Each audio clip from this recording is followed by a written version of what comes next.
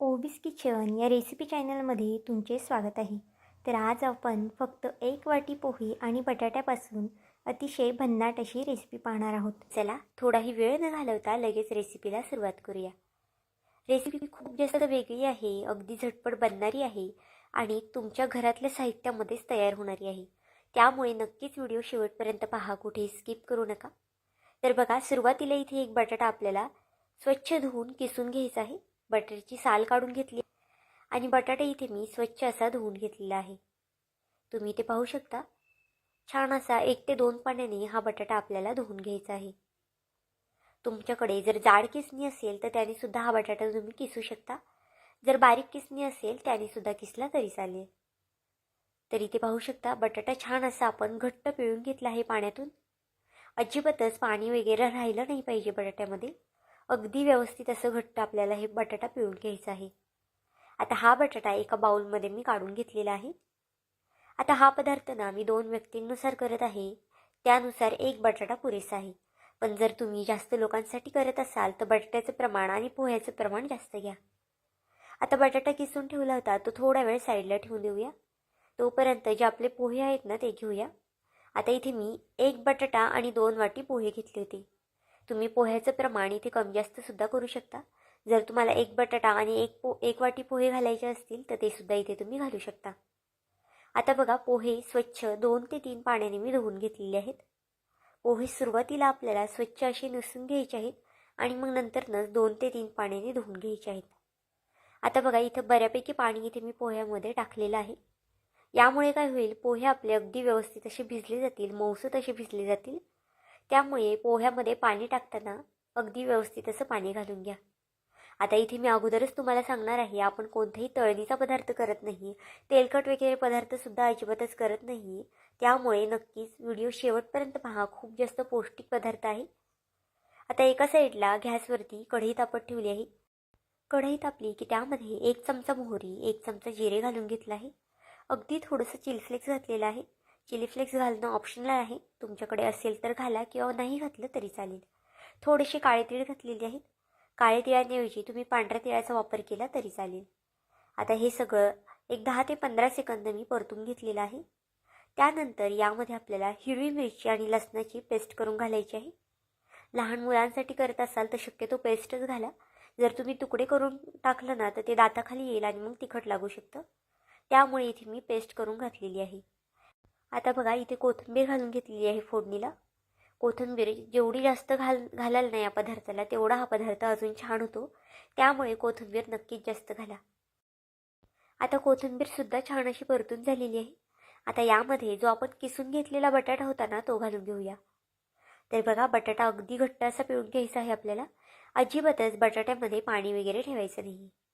आता gas slow करायचा आहे आणि हा बटाटा आपल्याला अगदी स्लो गॅसवरती परतून घ्यायचा आहे. व्हिडिओ इथपर्यंत पाहिलाच आहे आणि थोडा जरी आवडला असेल ना तर नक्कीच व्हिडिओला 1 लाईक आणि 1 सबस्क्राईब करून घ्या. कारण की नवीन यूट्यूबरसाठी तुमचं 1 लाईक 1 सबस्क्राईब हे खूप जास्त मोलाचं असतं.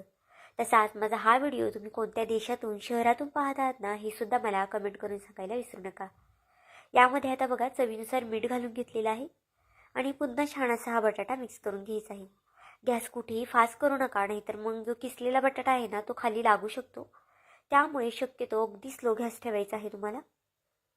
आता सगळा बटाटा इथे छान असा मिक्स करून झालेला आहे. आता यावरती झाकण ठेवून 1 ते 2 मिनटं याला वाफ काढून घ्यायची आहे. तर इथे पाहू शकता, अगदी 70 ते 80% इथपर्यंत मी बटाटा शिजवून घेतलेला आहे.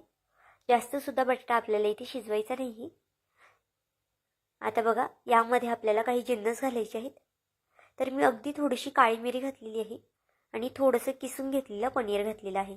पनीर घालणं अगदी ऑप्शनल आहे, तुमच्याकडे असेल तर घाला किंवा मग तुम्ही स्किप केलं ना तरीसुद्धा चालणार आहे.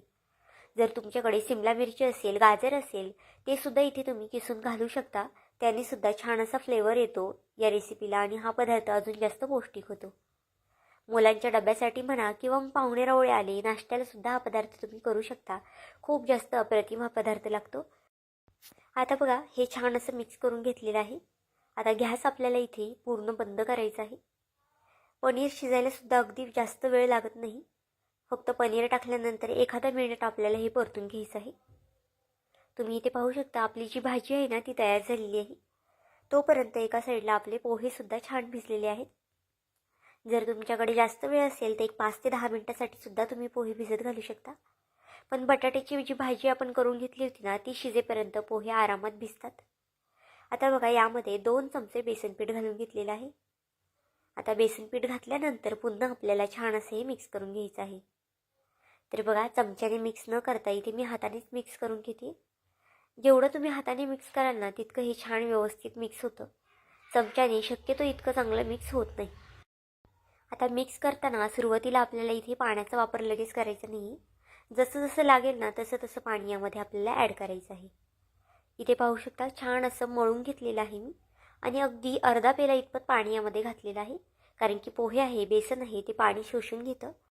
त्यामुळे अर्धा पेला पाणी पुरेसं आहे. आता यामध्ये चवीनुसार मीठ घालून घेऊया. मीठ इथे काळजीपूर्वक घाला कारण की आपण सुरुवातीला जी भाजी करून घेतली होती ना त्यामध्ये सुद्धा मीठ घातलेलं आहे. आता बघा मीठ घालून झाल्यानंतर पुन्हा छान असं मिक्स करून घ्यायचे आहे. पदार्थ खूप जास्त वेगळा आहे, युनिक आहे, पण दिसायला सुद्धा अगदी छान दिसतो आणि खायला तर नक्कीच छान लागतो.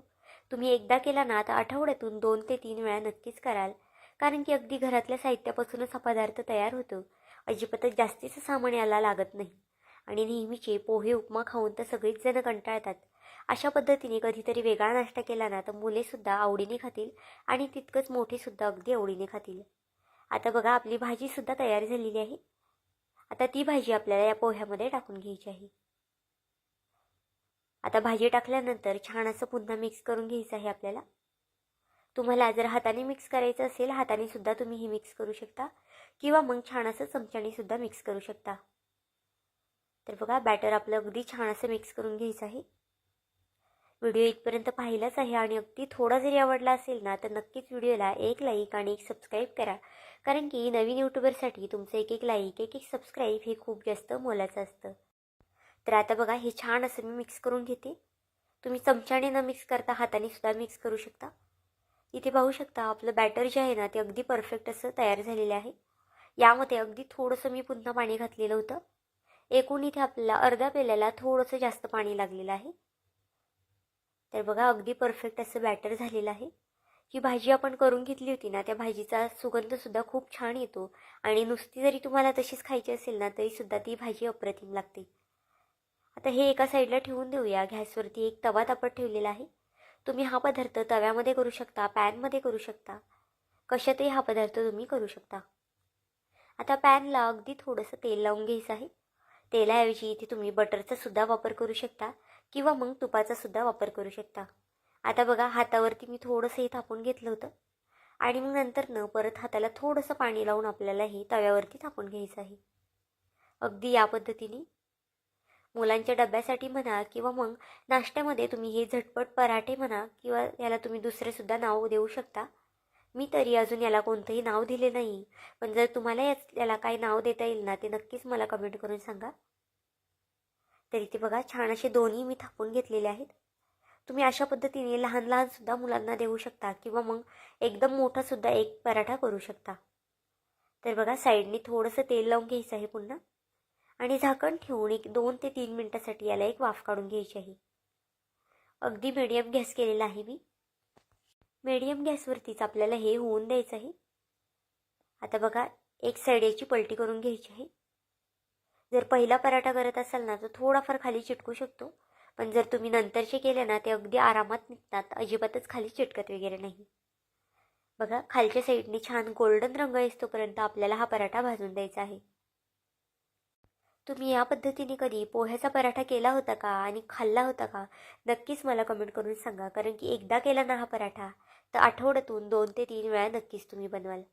तर बघा फास्ट गॅसवरती मी दुसऱ्या साईडने सुद्धा हा पराठा होऊन दिलेला आहे.